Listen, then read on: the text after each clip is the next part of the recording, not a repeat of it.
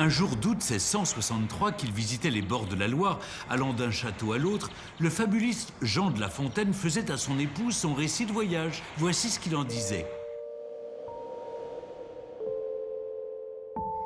Ce qu'il y a de plus beau, c'est la vue.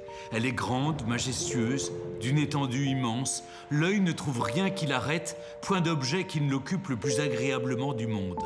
On a en aspect la côte la plus riante et la mieux diversifiée que j'ai encore vue, et au pied d'une prairie qu'arrose la Loire, car cette rivière passe à Amboise.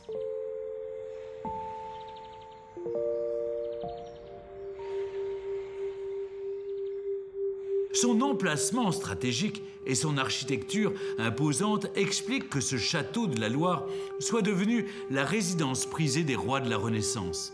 On voit se détacher les tours Cavalières, la tour Heurtaud et la tour des Minimes, ainsi que la chapelle Saint-Hubert, qui abrite la tombe de Léonard de Vinci, génie de la Renaissance, décédé il y a tout juste 500 ans et qui résidait tout à côté au Clos Lucé.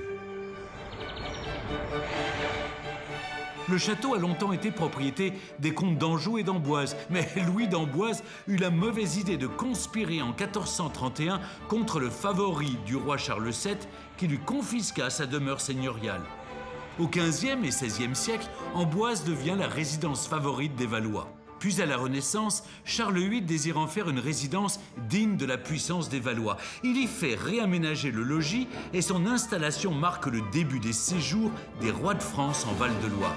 C'est à Amboise d'ailleurs que l'époux de la duchesse Anne de Bretagne meurt après que sa tête a heurté de plein fouet le linteau d'une porte. Le château d'Amboise connaîtra son apogée sous le règne de François Ier, qui y attire une cour brillante et de nombreux artistes comme Léonard de Vinci, qui y décède le 2 mai 1519. Mais un épisode m'a toujours marqué. C'est la célèbre conjuration d'Amboise de mars 1560.